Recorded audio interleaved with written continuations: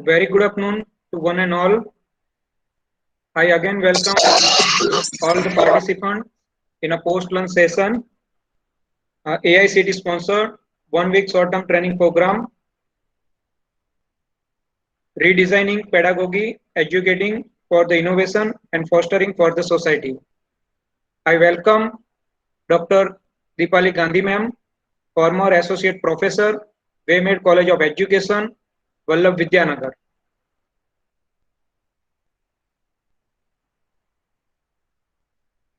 Ma'am has completed her MSc in Analytical Chemistry, MEd, PhD in Education, Diploma Vocal in Music from the Sardar Patel University, Anand. Ma'am has 20 years of teaching experience from school to PG course. Ma'am is the member of Board of Studies Education from 2014 to 2020. Ma'am is the Senate member of Sardar Patel University from 2018 to 2020. Ma'am is the member of Research Committee at CVM University, Chairman Board of Study, Faculty of Education in the CVM University. Ma'am has guided one PhD students and one MPhil scholar. Ma'am has guided 11 MEd students and 11 MEd students are pursuing their degree under the guidance of Madam. Ma'am has completed 5 research projects funded by the Sardar Patel University. Ma'am has published 7 books and 35 research papers. Area of specialization is innovative teaching and learning methodology, pedagogy, etc. Render service as an external examiner at the course such as home science and law, invited as a judge for the various conferences and the various inter-colleges competitions. Training program. M has conducted many workshops, consultancy in various areas such as cooperative learning, evaluation in rubrics, multiple intelligence, developing communication skills, etc. for school and college teachers across the Gujarat. Ma'am has presented 40 papers at the national and international level. Guest lecture. Ma'am has delivered many guest lecture in the various colleges, delivered lecture at orientation and refresher course organized by the UGC HRD Center of the Sardar Patel University and at the Baba Saheb Ambedkar Open University. Also in many technical and non-technical institutions. We heartily welcome you, ma'am, in our FDP. Over to you, ma'am. Thank you so much. Naitik sir, thank you so much.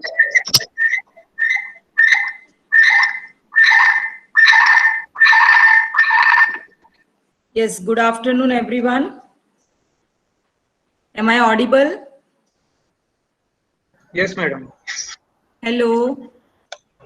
Yes, ma'am. Yes, ma'am. Yes, madam. Good afternoon. Fine.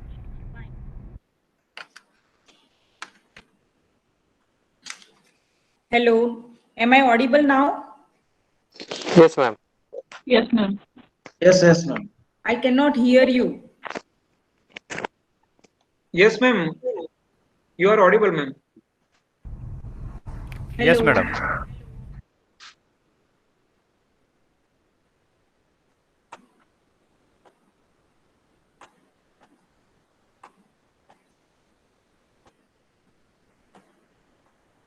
Hello.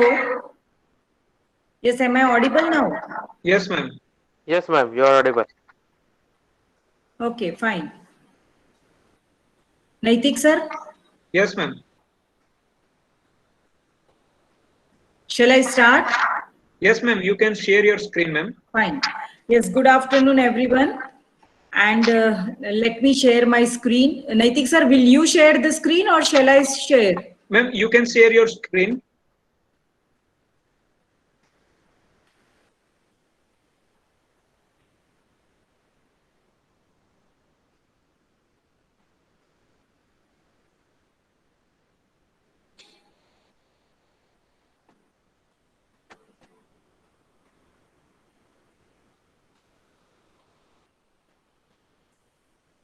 Yes.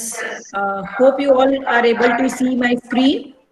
If you are not able to see the screen, then please drop me a message in the chat box so that I can come to know. Can you all see the screen? Yes, ma'am. Okay. Yes, ma'am. Okay, fine. So let's begin our session. First of all, I would like to congratulate the AR Pharmacy College as well as GH Patel Institute of Pharmacy for inviting me to deliver a session at AICT sponsored 1 week's short-term training program, that is AICT Training and Learning Academy on redefining pedagogy, educating for innovation and fostering for society.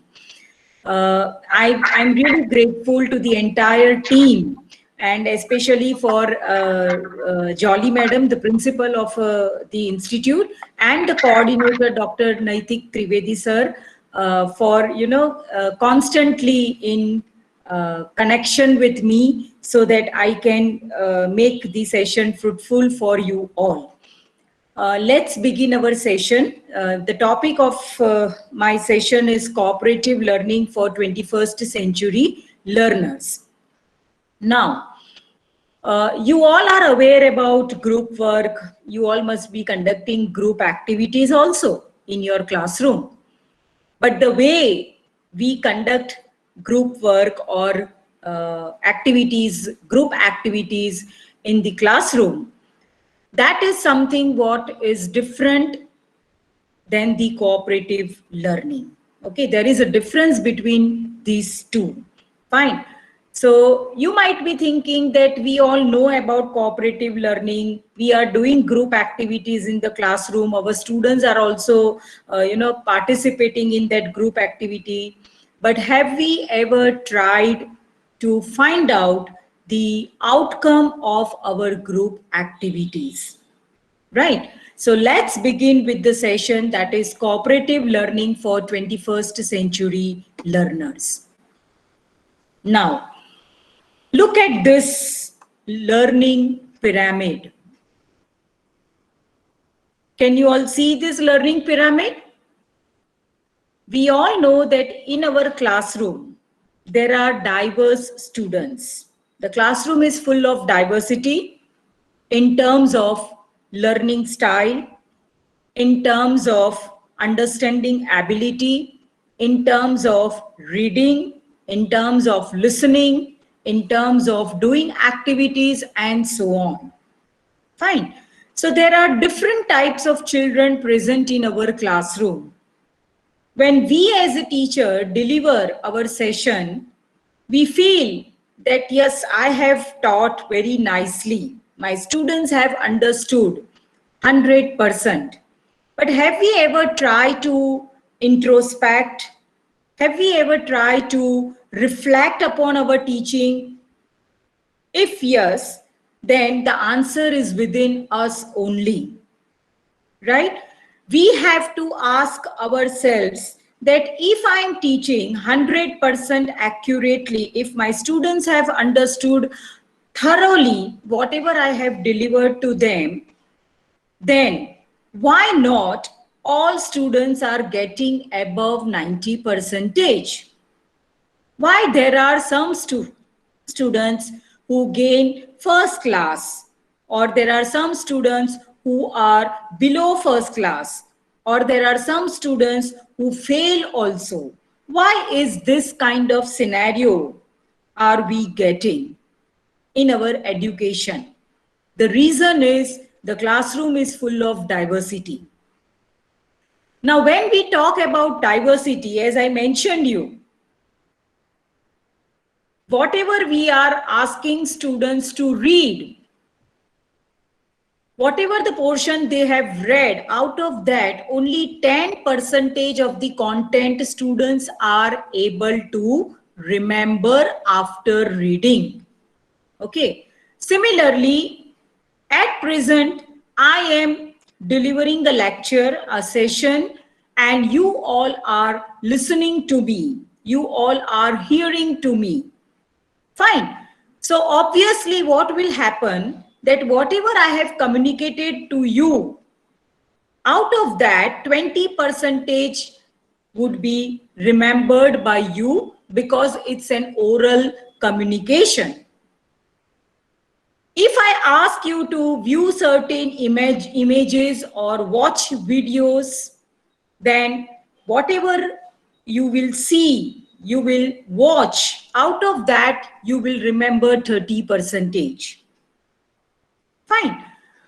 If we ask you to attend or attend some exhibits or some sites or watch some demonstration which is been done by the teachers, then from that 50% of students will remember. But if we ask our students to participate in hands-on activities, okay, if we ask them to work upon the activities in which they have to collaborate, and if we as a teacher design that type of activity, then I'm sure that 70% of the content will be learned and remembered by the student. If we talk about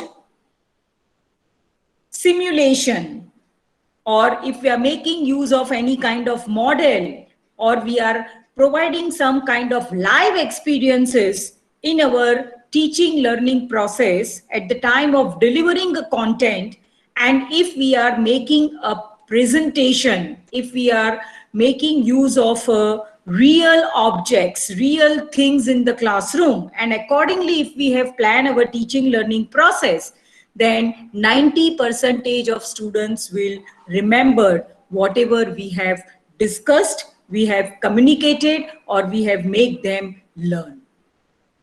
Right? So this is what is a learning pyramid.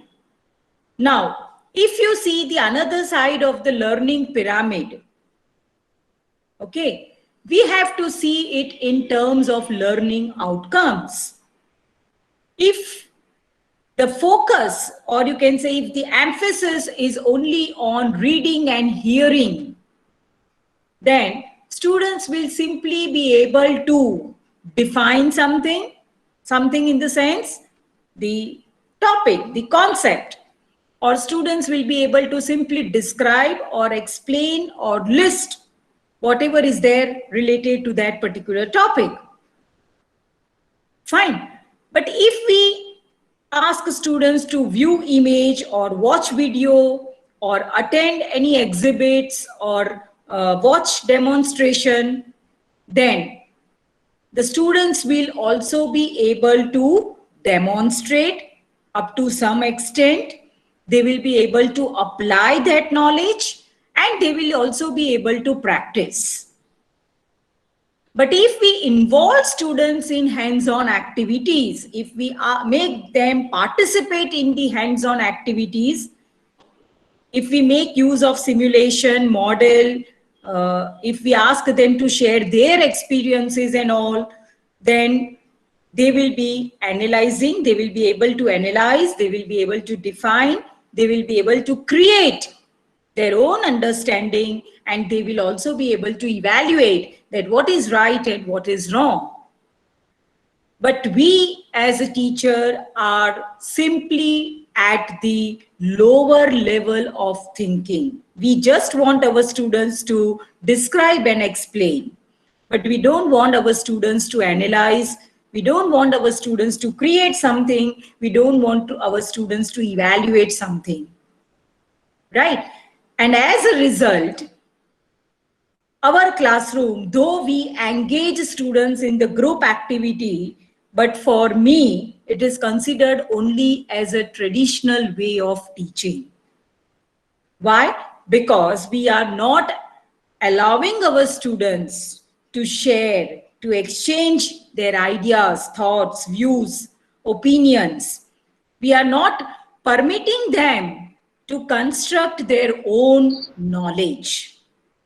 And as a result, they are unable to reach at the higher order of thinking, right? So this is what is about learning pyramid. Now, as I mentioned earlier that there are different types of learners. Our classroom is full of diversity. Okay, we have visual learner and they would like simply to learn what they see. So if you show them any picture, if you show them any image, if you show them some concrete object, then observing that they learn. Another type of learner is kinesthetic learner, and they are the ones who would like to learn what they do. Means they want to learn by doing, and this is what is nothing but the principle which is given by an famous educationist John Dewey. The third type of learner is auditory learner, and they learn what they hear. Fine. So if you play some audio, they will listen to it and they will be able to grasp the content and they will be able to learn. The next is stress learner. Okay, they would like to learn from the stressful situation, something which stresses them, and they learn. There are another type is ease learner, and they would like to learn what relaxes them. Fine. So some of the children, they might have habit of, listening to the music and doing studies. So they are the ones who are called as ease learner. Next is scribble learner. They would like to learn what they write out. Means they memorize the content and they pen down that content. Okay, they again check that whether whatever they have memorized 100% they have written, they have penned down or not, and if not, again they go through the content, again they scribble. Okay, so that is what is scribble learner. Next is trust learner. They learn from authority. Now, in our classroom for us is a social group. Fine. As a whole, it is a social group. But within that social group also, there are sub-social groups. Why there are sub-social groups? Because the individual, those who have similar kind of areas of interest, attitude, liking, disliking, okay, they become one group, right? So likewise, we have subgroups in our classroom, and within that group also, there might be one or two members on whom the rest members have full faith, full trust. Why? Because they feel that they are the ones who are called as the leaders, and they are having authoritarian behavior, and from that authoritarian behavior they are learning, right? Next is teach learner. That is another type wherein they learn by teaching. You all must have heard about peer tutoring.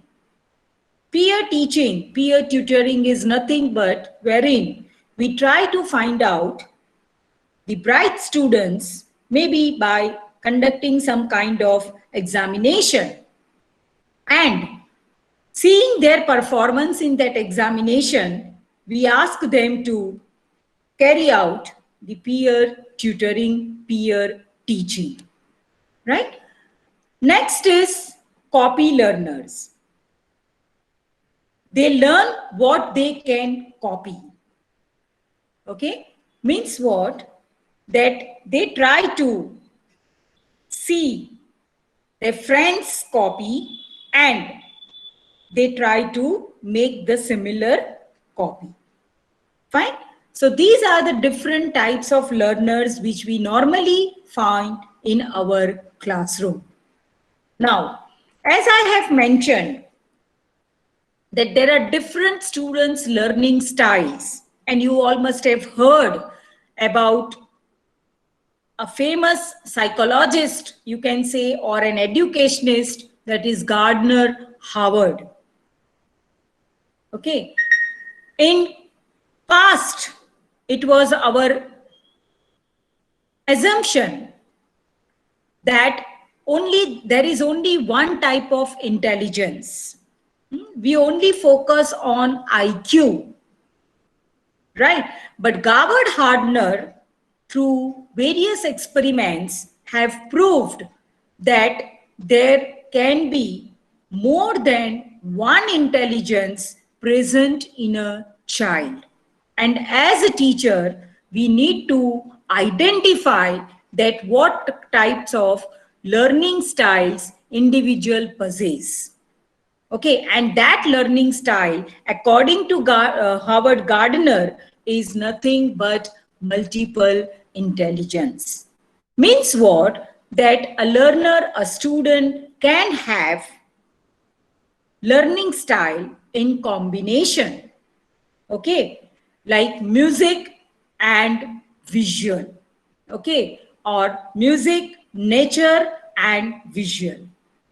Fine. So it's not like that only one type of intelligence is present in a learner. Okay. Now, if we have learners in our classroom having multiple intelligences, then we need to think about that, yes, our traditional teaching learning methodology will not.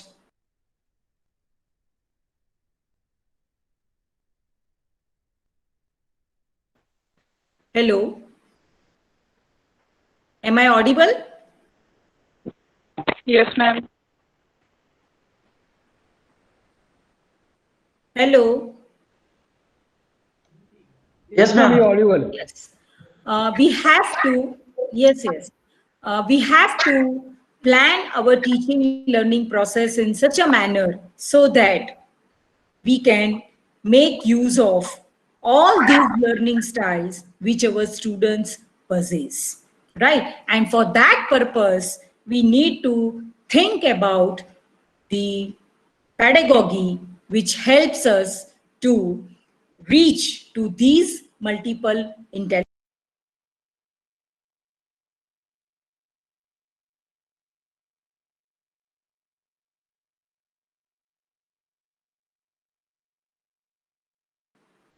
Hello. I request to the Why someone participant not muting to me? mute I don't know, if you will mute me, then how you will listen to me? and listen. This is the admin portal, so I can identify the participant who are mute the Naitik sir, I name. cannot hear you. So it's kind request not to do it again.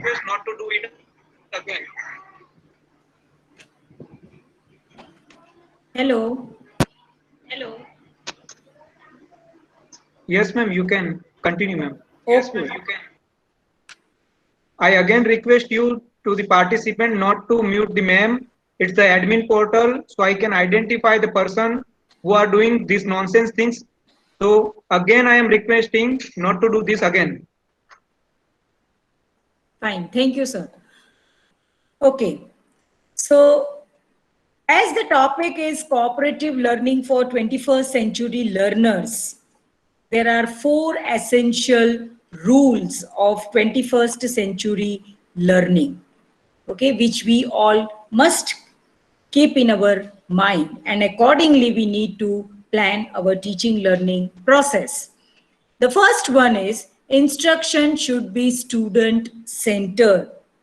Okay, it means that whatever the instruction we are delivering in the classroom, here the instruction is in terms of content.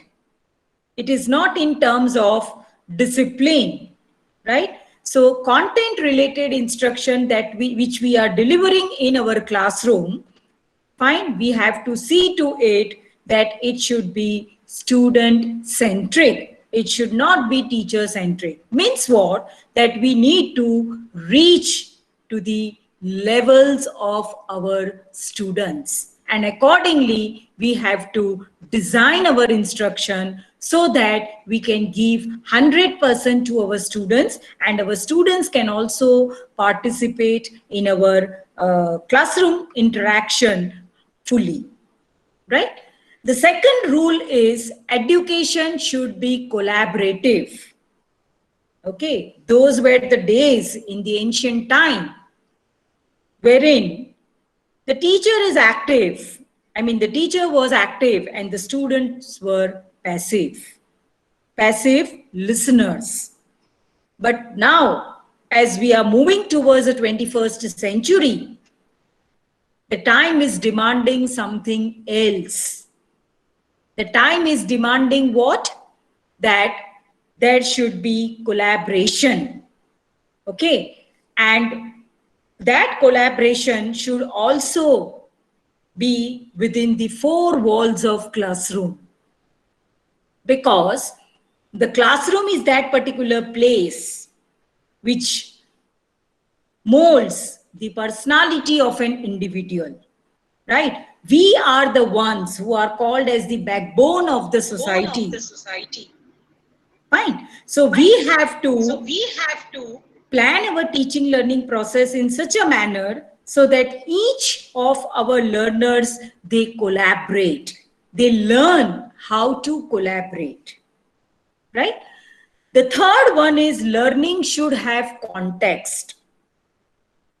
We need to make our students understand that for what purpose are they learning. Okay, whatever the activities that we carry out, maybe it is a curricular, maybe it is a co-curricular, or maybe it is an extracurricular. But behind each and every activity lies some purpose. And through those activities, each and every individual, including ourselves, are learning something, right? A simple question to you all, because you all are into the field of education, and you all must be knowing about this term learning also. Learning is nothing but a modification in behavior. Now, here, modification in behavior doesn't mean that we have to simply make our students learn how to sit, how to walk, how to stand. These all are the small things.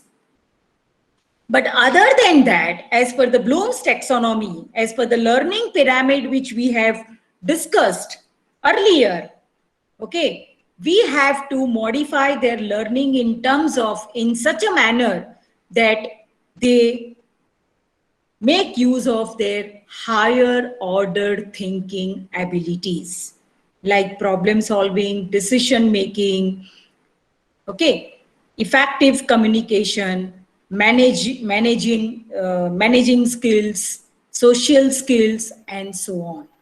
Fine. So therefore, we need to see to it that whatever learning takes place in our four wall of classroom should have some context. It should have some relevancy so that the purpose behind learning is fulfilled.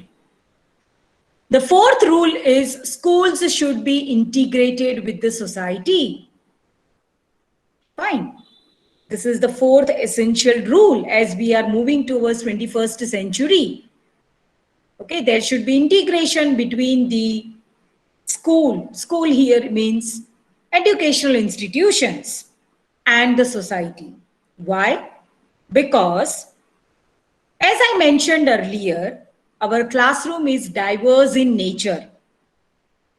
Fine. Why it is diverse in nature? Because the students, those who are coming to our classroom, they are coming from society. And that society is diverse society in terms of caste, creed, religion, culture. Fine. They are carrying all these things with them into the four walls of classroom. We as a teacher are polishing them in such a manner that something is being added into their personality, and again, after completing their studies, they are going back to the society and they are giving something to the society. Fine. But when this can be possible, when we as a teacher can understand, can realize, can know that yes, what the coming time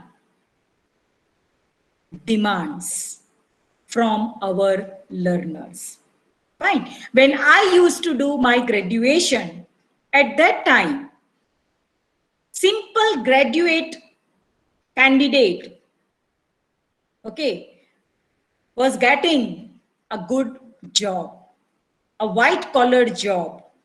But now, only graduation, if the candidate is simply graduate, then he or she will not be able to sustain the way he or she wanted to sustain in the society. Fine. Because now only degree is not sufficient. Along with the degree, skills are more important.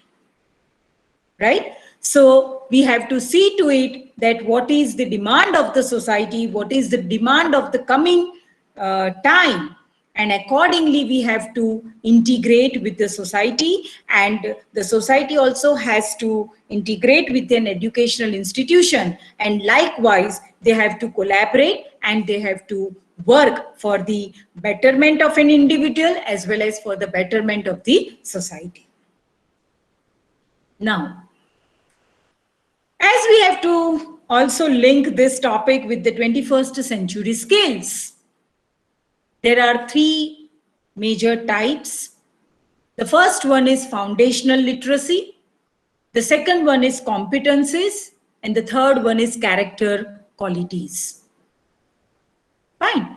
Now, whatever the skills the students are applying in their day-to-day life, in their routine, those skills are considered to be as a foundational literacies, right? Like reading, writing, speaking, computation, conducting science experiments, making use of ICT, finance related, purchase, selling, buying, and so on.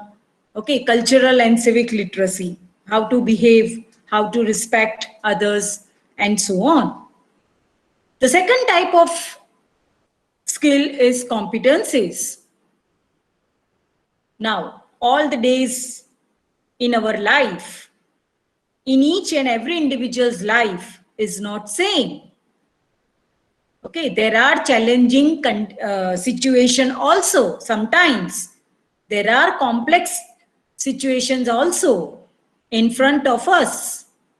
And at that time, to overcome those complex or challenging situations, we have to make use of our critical thinking, our problem-solving ability, our creativity, our way of communication, and we also might have to collaborate with someone to get our things, our problem resolved, right? So that type of skills are considered to be as a competencies.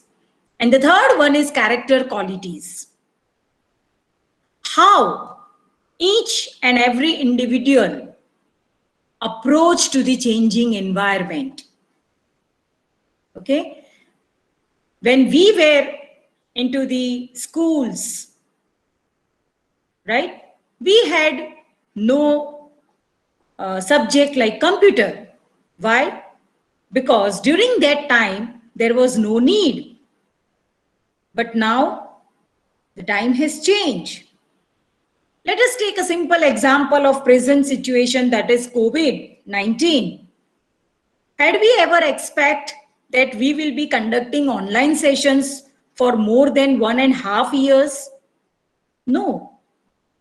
But we have adapted ourselves to this changing environment, right?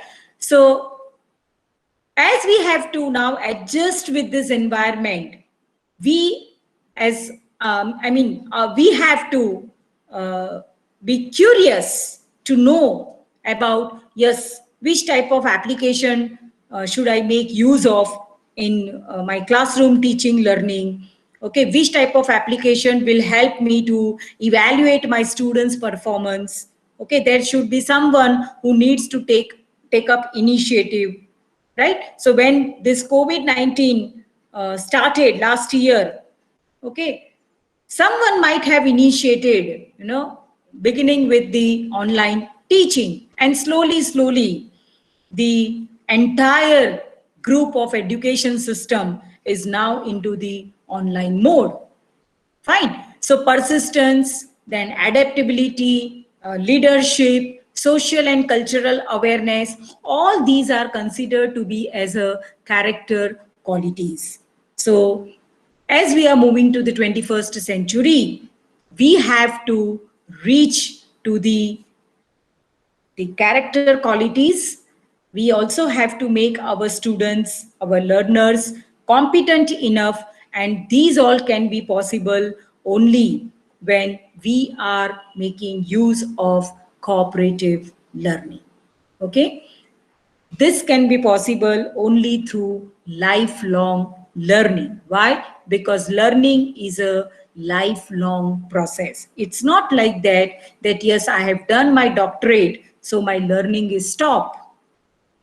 At present, I'm delivering a session, but at the same time, I am also learning something from you. Am I right?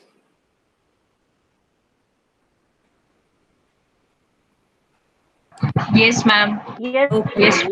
Yes, ma'am. Yes, ma'am. Okay, Yes, ma'am.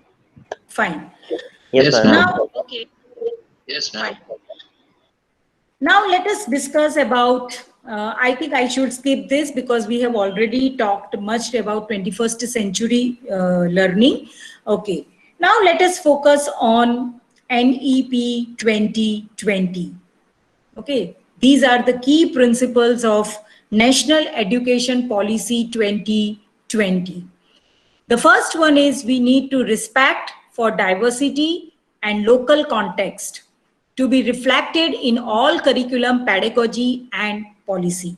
Okay, so whatever the curriculum, pedagogy, and our policy that we are framing, we are designing, we need to give respect to our diversity, and we also need to see that our local context needs to be covered up in this. We have to keep in mind these two.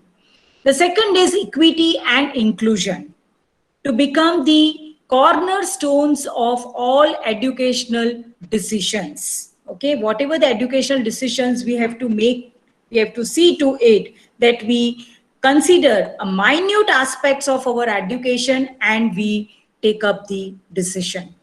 The third is community participation, means uplifting or philanthropic private community participation. We have to see to it that how the society can be uplifted and how the stakeholders from the society, they can contribute to the education. Use of technology in teaching and learning, removing language barriers. So there should not be barriers in terms of language that yes, if student knows English, then only they can learn. If students knows Hindi, then only they can learn. No, right? And we also have to see to it that yes, we are making use of technology these days. Online classes are going on. And if the medium of instruction is something which is very important, we have to see to it that yes, our presentation should not be completely in English. Wherever it is possible, we can have some local language, some use of some national language, and the language related to the region also. Emphasize conceptual understanding, learning for exams with no rote learning. So see to it that our learners understands the concept thoroughly instead of making them rote memorize. Unique capabilities. We have to recognize taping each student. Okay, so therefore, a teacher needs to be a good child. A teacher needs to have a good child psychology, knowledge of child psychology. Why? Because that will only help them to identify that, yes, what type of uniqueness is present in a learner. Critical thinking and creativity. We need to boost logical decision making and innovation. Okay, so plan our teaching learning process in such a manner that we make our students capable enough to use higher order thinking skills. And the last is continuous review. We have to review, as I mentioned earlier, we have to self-introspect. Reflective thinking is necessary. Okay, so build on sustained research and regular assessment by educational experts. Fine. So seek help from the educational experts. Carry out research. Begin research from the classroom itself, which is called as an action research. Right? Do assessment of our behavior in the classroom as well as the learner's behavior in the classroom in a regular mode. And that will help us to modify our way of delivering the session or conducting the teaching learning process or even a classroom interaction. Now, there are three types of learning. The first one is individual, the second is cooperative, and the third one is competitive.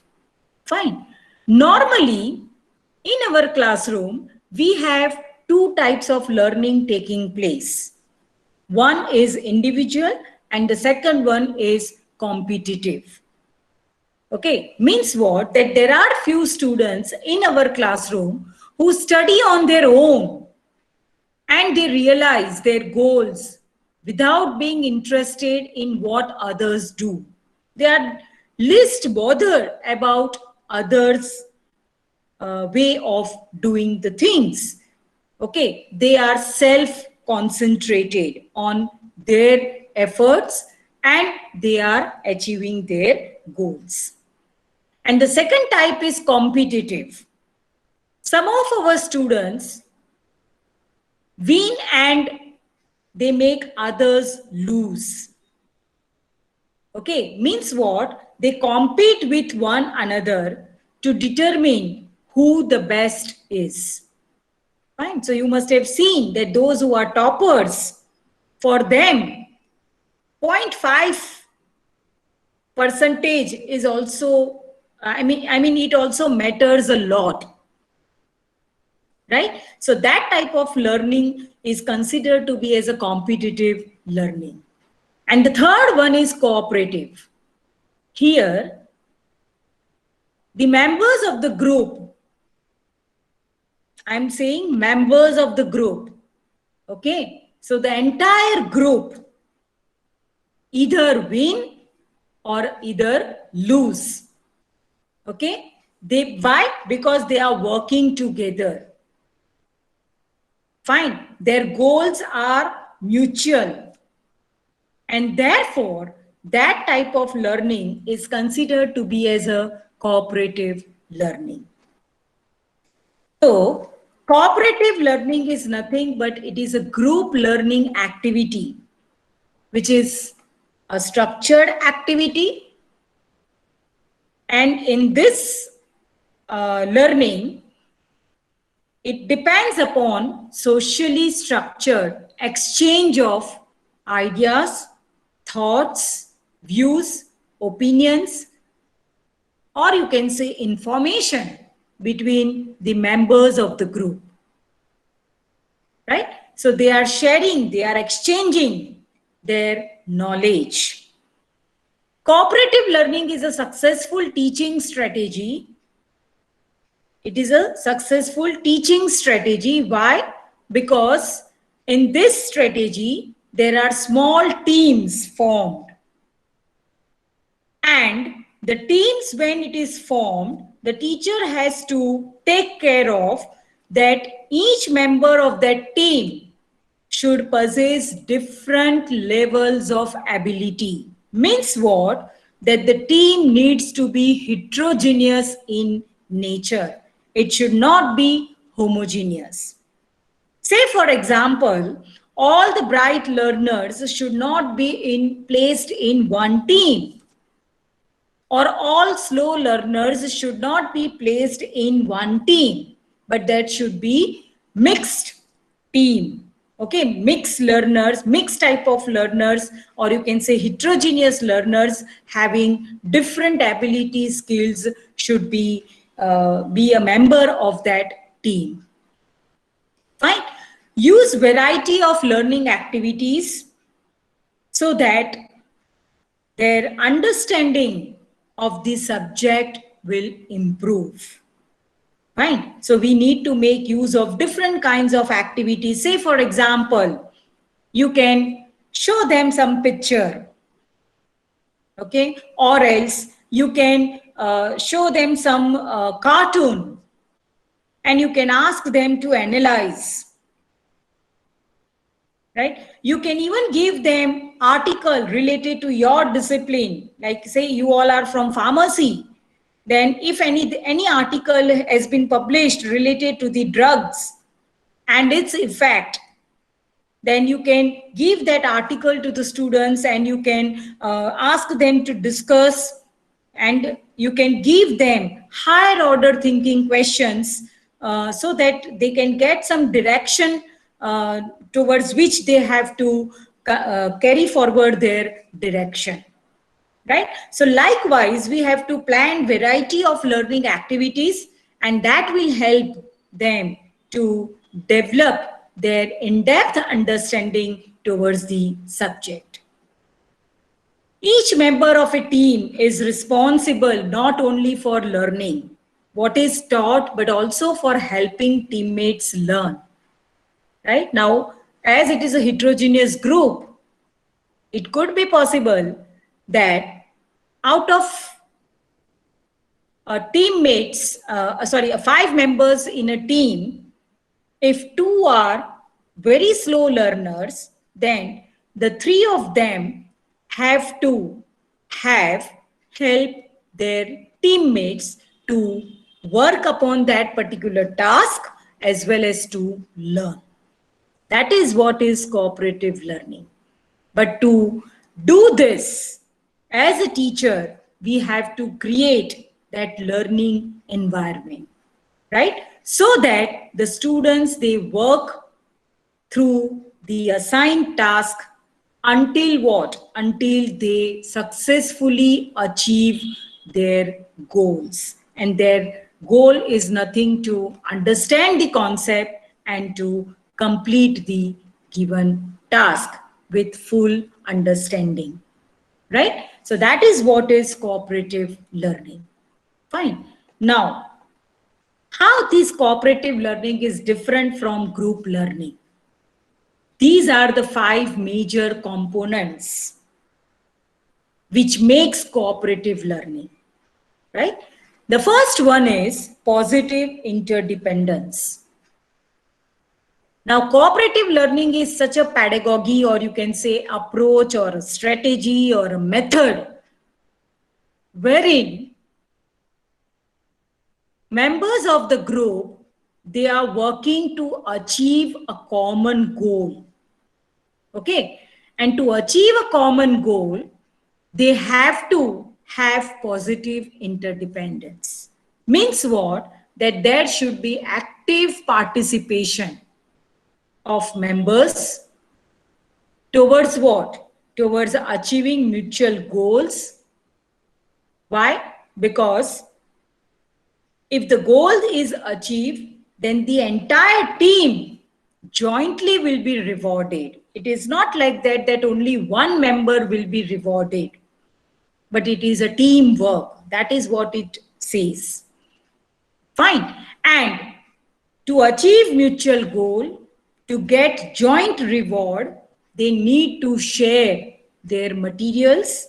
They need to share the information that they possess, right? Then only they will be able to achieve mutual goals. The second component is face-to-face promotive interaction. It means what? It motivates each other for learning.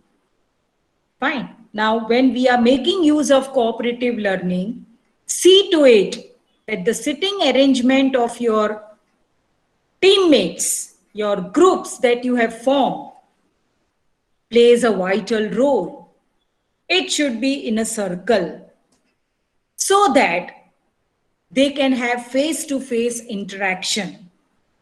We as a teacher are very much aware about that we are making use of verbal communication as well as non-verbal communication also. Right?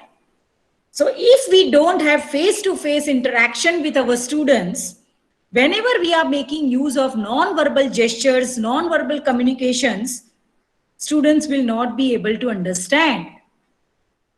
Sometimes we are making use of verbal communication along with the non-verbal communication, and the students are able to understand through our non-verbal communication also that yes, what we are meant to say.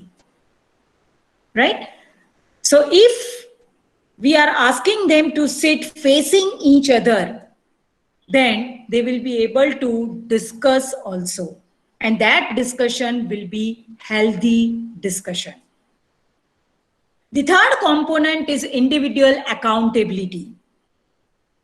Each member of the team or a group must be accountable enough. It is each one's responsibility to complete the assigned task. Okay? No matter they have to share with others, but then also they are important, they are accountable and responsible for completion of the task. Fine. So here we have to eliminate social loafing. The third component is group processing skill. Right? Each member has to analyze the learning task that was given to the entire group, entire team. How was the social skills among team members? And they themselves have to assess. The self-assessment needs to be there of the group. So that is what is group processing skills. And the last is social skills. Effective communication, leadership, decision making, and trust building. Because when we are talking about cooperative learning, the groups are there, and obviously it's a heterogeneous group, so everyone may not be agree to whatever one of the members in a group says. Okay, so that there requires convincing ability, there requires adjustment, there requires let go, tolerance. Okay, there also requires patience, listening. Fine. We have to allow each one to voice out. So taking turns, helping each other, all these things are considered to be as a social skills. So if there is a strong social skills among the group members, then 100% the group will get success in cooperative learning. And therefore, as a teacher, before beginning with the cooperative learning pedagogy, we have to develop social skills among our learners. Then only we will be able to manage with the cooperative learning. Clear up to here, everyone? Yes, ma'am. Yes, ma'am. Okay. Now, what are the characteristics of cooperative learning strategies? The first, if you see the abbreviation, okay, SPICE, and the full form of this is simultaneous, positive interdependence, individual accountability, collective processing, and equal participation. Simultaneous means what? Thought process, along with thought, if you have to jot down some points, okay, if you have to view something, if you have to listen to something, all these things, all these kind of small tasks needs to be conducted simultaneously within the group. Fine. Positive interdependence, as I have already discussed earlier. Individual accountability also I have discussed. Now here individual accountability means each and every individual is to be assigned some roles. And that roles we will be discussing in the coming slides. You will come to know. So because of that, the group learning and cooperative learning differs, right? Collective processing. Whatever the task has been assigned to the entire team, entire group, everyone has to collectively work upon. Means what? That there should be equal participation of each and every members of the group. So when you have all these characteristics present among the group members, then it is considered to be as a cooperative learning characteristics. Now, what are the 6 purposes of cooperative learning? First is class building. We as a teacher has to build up our class. We as a teacher has to develop team building. Okay, we want our each and every students to have mastery over their subjects. We also want them to develop their thinking skills, and that to be at the highest level. We want them to have effective communications, and we also want them to share information, because it is rightly said that if we share knowledge, we gain more knowledge, right? So these are the 6 purposes of cooperative learning. Now, how to plan cooperative learning? There are total 6 steps involved in planning cooperative learning. The first one is we have to choose an approach. What approach would you like to select? That depends upon the nature of your topic as well as the content, right? Whether you would like to go for inquiry approach, whether you would like to go for inductive deductive approach, whether you would like to go for communicative approach, that as a teacher you need to decide, because you better know about your topic and your content. Fine. Second is choose appropriate content. These days, there is so much of information available on internet. And we have to see to it that, yes, which information is suitable and relevant to my topic, right? Accordingly, we have to choose the content. Form students' team. We have to make a group, and when we are making a group under cooperative learning strategy, see to it that group size matters a lot. Group size needs to be small, and the members, the group size needs to be members of 4 to 5 only, not more than that. Then only there will be effective implementation of your cooperative learning. Fine. Next is developing materials. Now say, for example, if your class strength is 50, then you will have to form 10 groups of each of 5 students. Fine. So accordingly, you will also need to develop your material, because each group, if you have chosen the approach in such a manner that you want your each group to study the same material, then you have to develop 10 copies of same content, right? But yes, if you want each group to study different material, then you have to develop 10 different materials. Okay, so that could be worksheet, that could be flashcard, that could be any kind of a diagram, any kind of a flow chart, because you people are into into such field wherein you have certain kinds of processes and you have to follow certain kinds of steps. So you can even give them random steps and you can ask them to arrange it in a sequence. So all these kind of materials can be developed.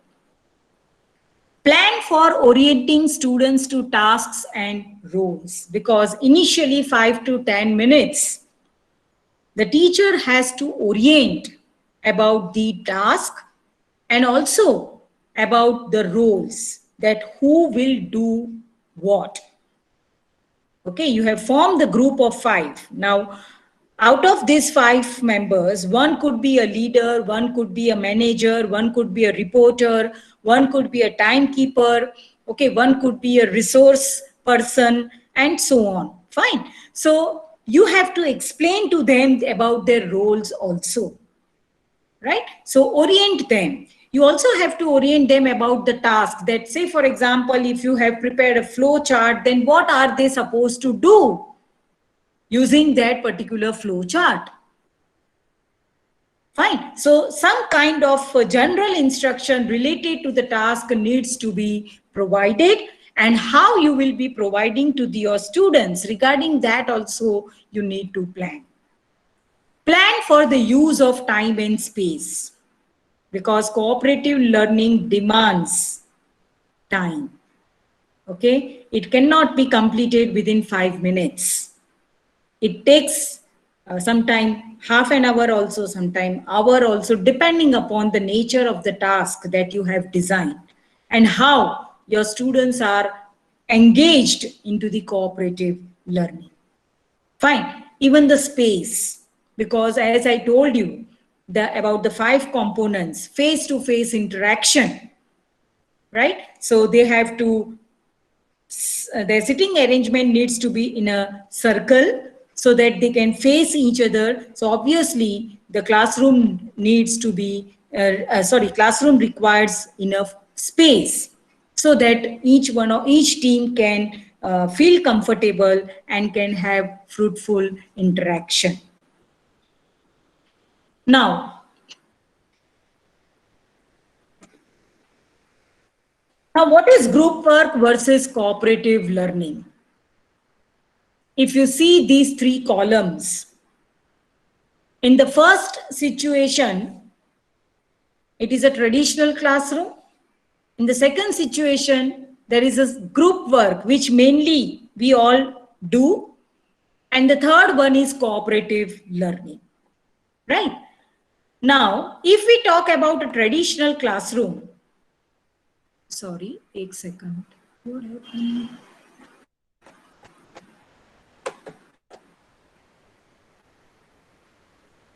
Can you all see the screen? Yes, ma'am. Okay.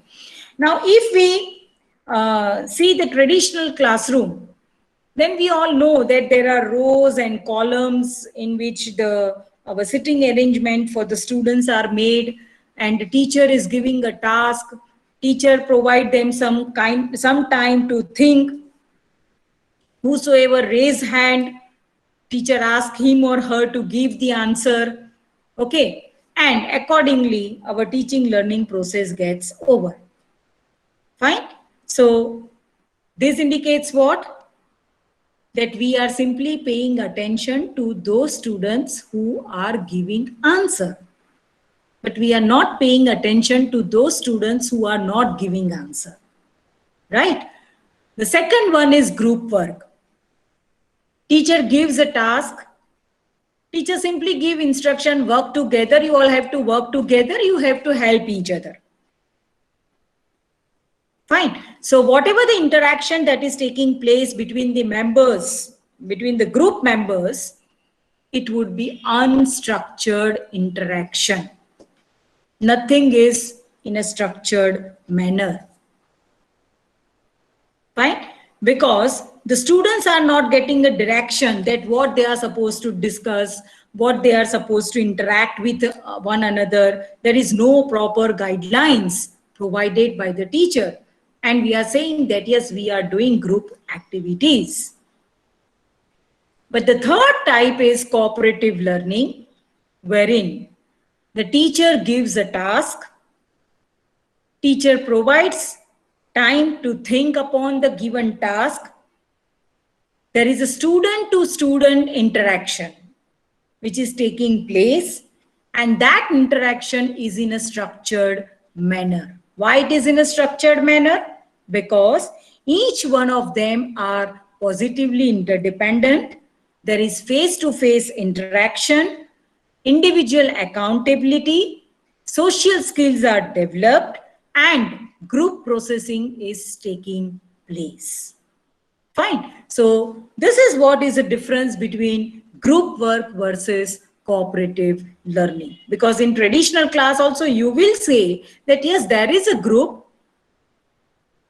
right? But there is a large group of student and a teacher. Fine. In class B, you will say there is a group work. Yes, there is group work, but the size is not fixed. Okay, that there can be a group of 8, one group could be of 8, one group could be of 10, one group could be of 12, no fixed size, and even the group is large. Right? But in C, everything is in a structured manner. Clear up to here, everyone? Yes, ma'am. Okay. If you have any question, you are feel free to ask. Huh? Okay. Now there are 3 types of cooperative learning. The first one is formal cooperative learning. Second is informal cooperative learning. And the third one is cooperative based groups. Now, what is formal cooperative learning? Now, this includes what? Then it emphasizes upon completing assignments, completing our lesson, unit, giving project to maximize own and group mates learning. Okay, so that is what is formal. Something which is having some fixed rules and regulations to be followed. Right? Second is informal cooperative learning, which discusses assigned questions for few minutes to focus attention. Okay, so whatever the question has been assigned, upon that question, discussion held for few minutes, knowledge is organized, expectations are set, mood is created. There is also we try to ensure cognitive processing, that is the processing which takes place cognitively. We have to ensure about it that yes, all mental abilities are being taken care of or not. We have to rehearse, we have to summarize, we have to preclude next session, and we have to reach to the closure. Okay, so that is what is informal cooperative learning. And the third one is cooperative based group, which is permanent. Means what? That when the academic year begins, okay, till the end, the group will remain same. No matter whatever type of activities and whatever type of subjects they are supposed to learn. So it will last for one full semester, one full year, sometimes several years also. Okay. And when this type of groups are formed, one can come to know that yes, academically, how learners are making their progress, how they are developing cognitively as well as socially. Right? So let us try to understand these 3 with a simple example. Formal cooperative learning. Okay, say for example, if I am a teacher of science subject, And today I have to teach about chemical reaction. Right? So today I'll be forming 10 groups, each of 5 members in my class. But that particular group will remain only for this topic, that is chemical reaction. Once this topic will get over, I will change the group. Right? But the purpose is formal. Fine. Whereas informal cooperative learning is one wherein we tell students that yes, let's discuss upon this particular topic, but it is in an informal way. Right? There is nothing formally connected with our teaching learning process, but yes, informally it has some connection with our teaching learning process. Right? So depending upon the activities, the nature of activities, we form the group that is informal in nature. Say for example, when we have to form a group for any co-curricular activities, say for example, if we have something related to theater, something related to music, something related to art, right? So that will be considered to be as an informal cooperative learning. Fine. Now, what could be the procedure of a teacher in these 3 types of learning? In formal, the teacher has to first make pre-instructional decisions. Okay. So what would be the instructions that teacher will be imparting in the classroom? So that teacher has to decide and design. Okay. Then teacher has to explain the task and the cooperative structure also. That is because cooperative learning has different types of strategies, or you can say techniques, like jigsaw, round robin style, then think pair, okay, number set head together, students achievement, team achievement, team based tournament. All these are different. There are more than hundreds of techniques under cooperative learning, vocabulary games and so on, right? So we have to explain about that particular task and how that technique we are going to make use of. Then monitor learning groups and intervene to improve task work and teamwork. Okay, so we also have to monitor each and every individual, each and every team, and we have to see to it that whether they are following a proper direction or not. Wherever we find that yes, something is going out of the track, we have to intervene ourselves and we have to help them to improve their task and their team work. And the last is assess learning and process group effectiveness. So we also have to evaluate the group members' performance, group performance, and we have to see to it that whether they have processed effectively or not. Because based on the result, the outcome, we will come to know that whether that group has processed effectively on the given task or not. Second is informal. Here, we have to conduct introductory focused discussion. Okay. Then we have to conduct intermittent pair discussions every 10 or 15 minutes. So after every 10 or 15 minutes, we have to assign them pair discussion. Then conduct closer focused discussion. Okay. So at the end, we have to again carry out the discussion, which leads to the ending. Okay. And the third type of cooperative learning is cooperative based group. Here, the teacher procedure is what? That first of all, the teacher has to structure, has to plan that how teacher will begin in the class. So opening of the class, Then the teacher has to check the assigned work, ensure that the members have understood the material, and that material needs to be academic material. See to it that the routine task has been complete, like attendance, or you have to prepare members for the new task that you are going to assign. Okay. Then teacher also has to structure closure, how the teacher will end the class.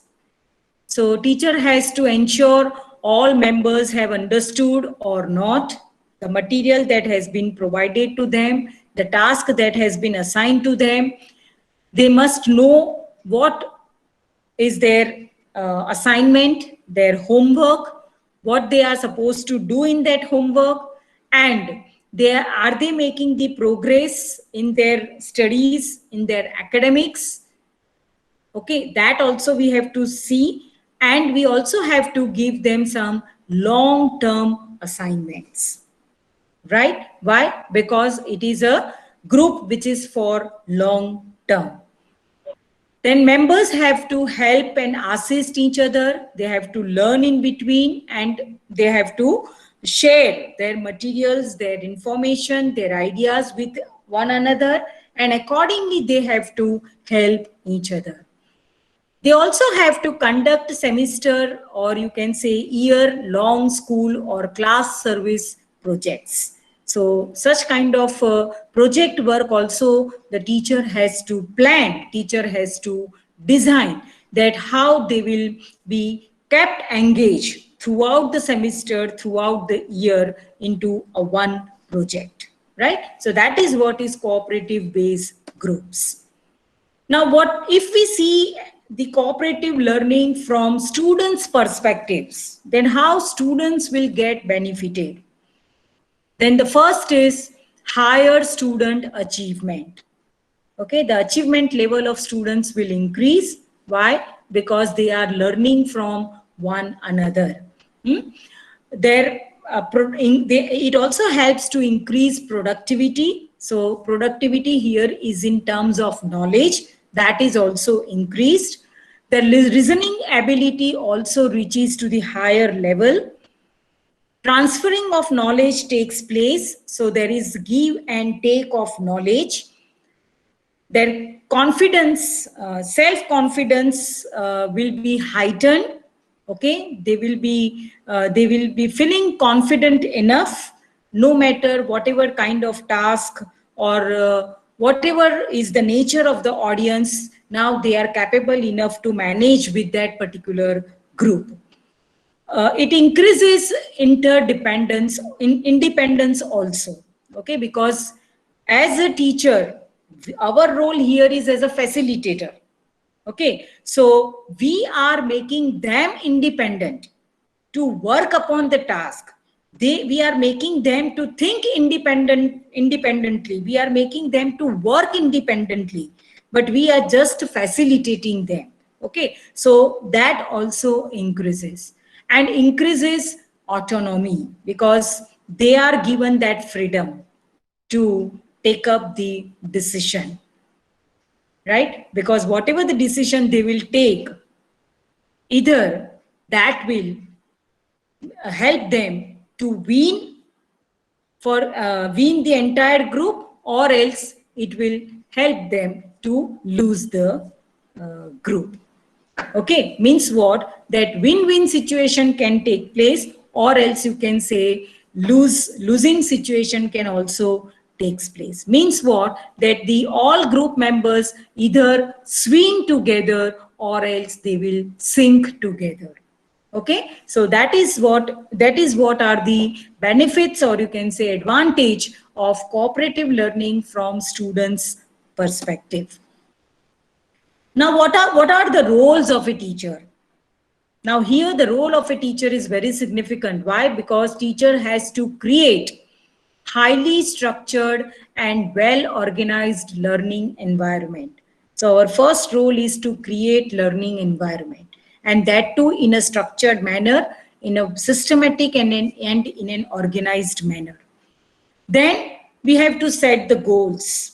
We have to plan we have to structure our tasks, we have to assign the roles to our students in the group, in the teams, and we have to also select the material, which would be the appropriate relevant material for our students so that they can work upon their task and they can achieve their goals.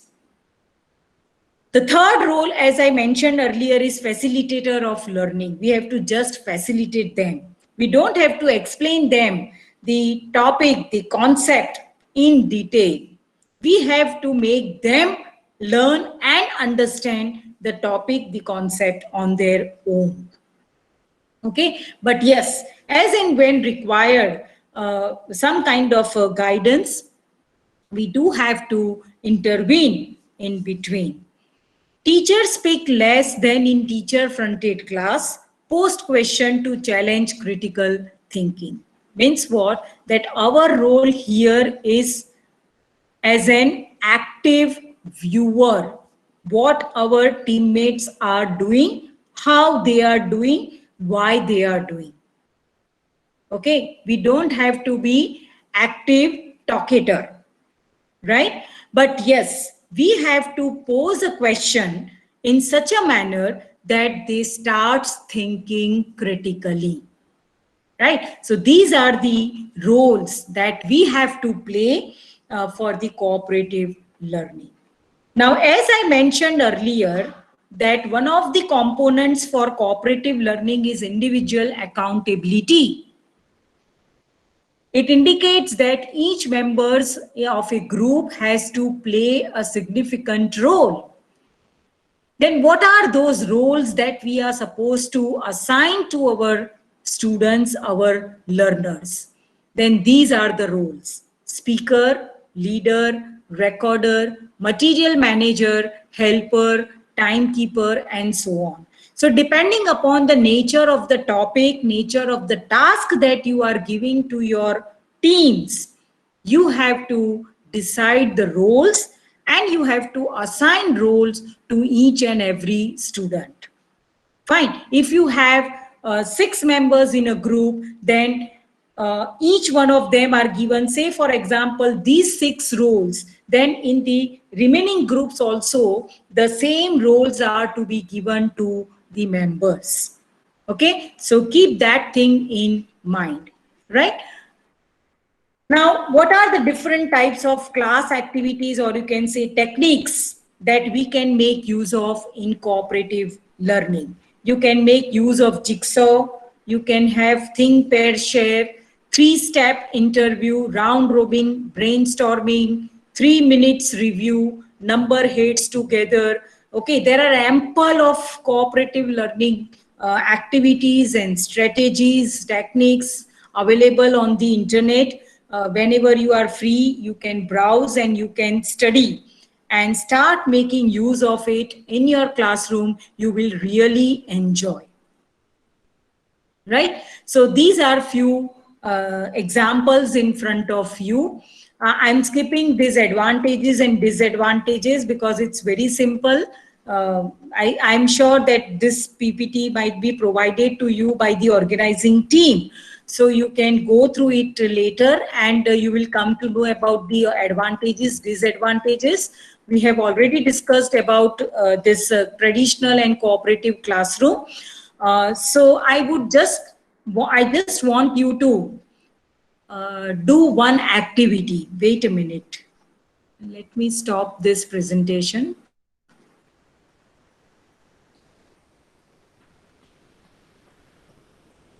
Hello, are you all there? Yes, ma'am. Okay.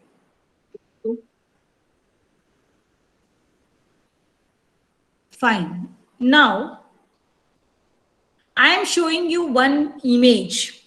It's a very basic thing. Okay, and though you are a science student, all of you, you will be able to manage with this task, right? So what, say for example, let me first share that image. It's a kind of a flow chart. Okay, now I'm just sharing you, I'm just giving you an example that how you can make use of cooperative learning in, in your classroom. Say, for example, if you are giving such kind of flowchart to your student, you have to first form a group of 5 to 6, and then you take out the print copy of this if it is an offline mode. If it is an online mode, then you can share on the screen, and you can form a group, and that particular group, you can tell them that yes, this is the flow chart in front of you.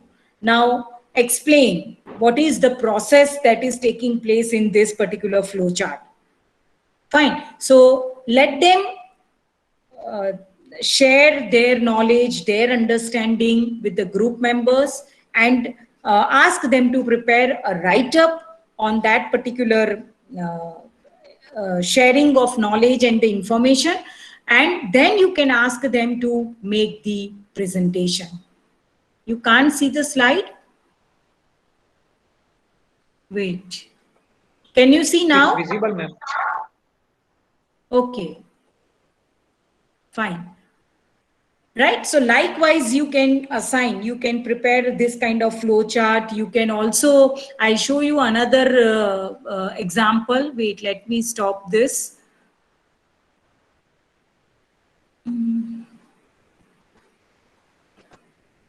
You can also show to your, you can give your students mind map, or you can say concept map. Right. Wait. So such kind of concept map can also be given to them, and they will come out with the theory.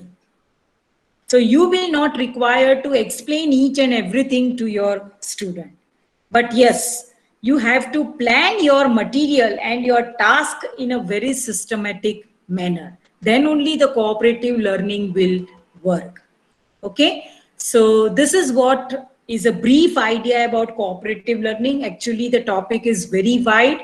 1.5 hours is not sufficient, because if you really want to have the knowledge about different techniques to be used in the classroom, then for each technique at least 1 hour is needed, okay, to explain, to make learners understand. Fine. Okay, so I would like to end my session here. Naitik sir, hello. Yes, I'm ma'am. sure that everyone have understood about the topic, what is cooperative learning, and how we can make use of it in our classroom, and what kind of skills we can develop through this cooperative learning, because we are moving towards the 21st century. So we have to see that what 21st century learners now require, and accordingly we have to make our teaching learning process effective. I'm really grateful to the organizing team and the coordinator, Dr. Naitik Trivedi, even the principal madam, Dr. Jolly Parikh, and the entire organizing team for inviting me and allowing me to share my views, my opinions about cooperative learning. Thank you, everyone. Now the session is open for the question and answer. If any Yes. participants have a doubt, then they can ask to the ma'am. Sure.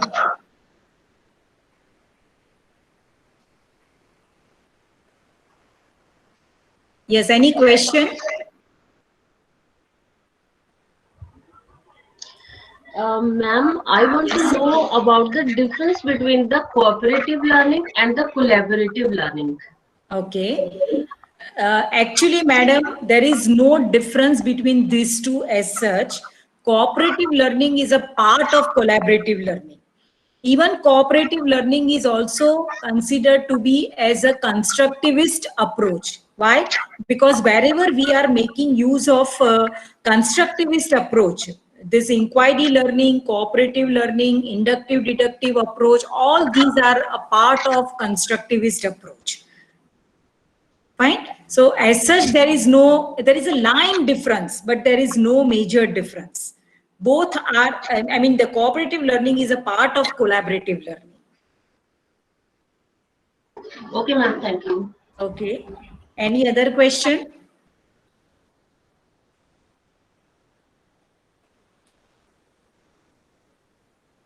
Hello, any more questions? Okay, Naitik sir. Yes, ma'am. We are very much thankful to you. In a very fruitful manner, ma'am has presented cooperative learning for the 21st century learner. Ma'am, in a nice way, you have talked on the foundation competency, as well as on the education should be collaborative, instruction should be student centered. You have in a very nice way teach us the types of learning, cooperative and competitive. Ma'am, thanks for giving your valuable time to us, and we will definitely like to hear in some more session with our college. Thank you very much, ma'am. My pleasure. Thank you and all the best for the remaining sessions to the organizing committee as well as participants. Thank you, everyone. Thank you. Ma'am, Yes. kindly all the participants turn on your camera so we will take the picture with the ma'am. Yes. Just a minute. I have to log in through my mobile because my camera is very blurred. Just a second.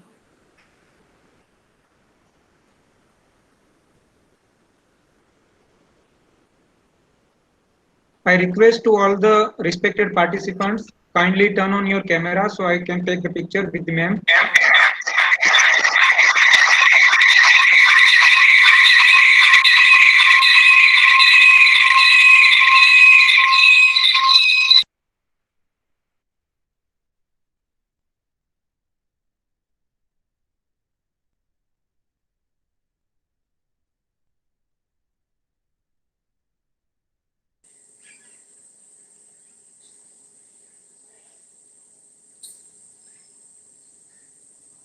Yes sir हो गया